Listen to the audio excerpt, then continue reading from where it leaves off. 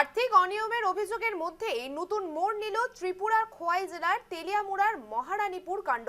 এবার সরকারি সিল ও স্বাক্ষর জাল করার অভিযোগে তেলিয়ামুড়া থানায় লিখিত অভিযোগ দায়ের করেছেন তেলিয়ামুড়া ব্লকের কেন্দ্র উন্নয়ন আধিকারিক বিপ্লব আচার্য।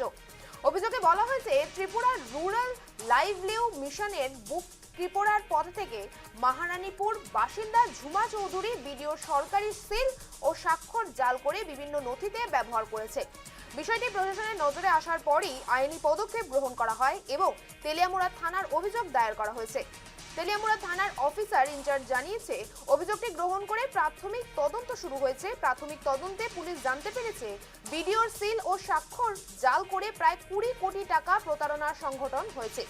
এছাড়াও সাধারণ মানুষকে মাসিক 10 থেকে 15% লাভের প্রলোভন দেখিয়ে বিপুল অঙ্কের অর্থ সংগ্রহ করেছে বলে তদন্তে উঠে এসেছে। ত্রিপুরার তেলিয়ামুড়ার মহারানীপুর কাণ্ডে নতুন মোড় সরকারি সিল ও স্বাক্ষর জাল করার অভিযোগে এজাহার বিডিওর। অভিযোগ টিআরএলএম এর বুকে কিপার ঝুমা চৌধুরীর বিরুদ্ধে।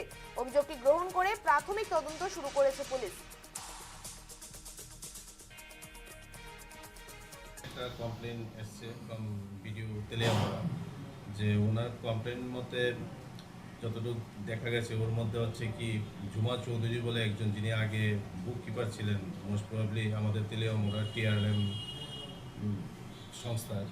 তো উনি সেই টিআরএমের নাম ভাঙিয়ে বিডিও সাহেবের যে সিল আছে সেটা ইউজ করে পাবলিকের মধ্যে একটা বিশ্বাস তৈরি করে সেই বিশ্বাস ভঙ্গ করেছেন। অনেকের কাছ থেকে প্রচুর টাকা কালেকশন করা হয়েছে। এগুলো আন্ডার ইনভেস্টিগেশন হবে এবং কত টাকা উনি কালেকশন করেছিলেন সেটা ইনভেস্টিগেশন সাপেক্ষ। এবং এই কমপ্লেনগুলো যতটুকু দেখা গেছে যে ওখানে উনি cheating, criminal breach of trust এবং আপনার ফোর্জারি এগুলো সবই করেছে। সেগুলো আইন অনুযায়ী যে যে সেকশনগুলো কভার করবে সেই অনুযায়ী আমরা পদক্ষেপ নেব ওনার বিরুদ্ধে।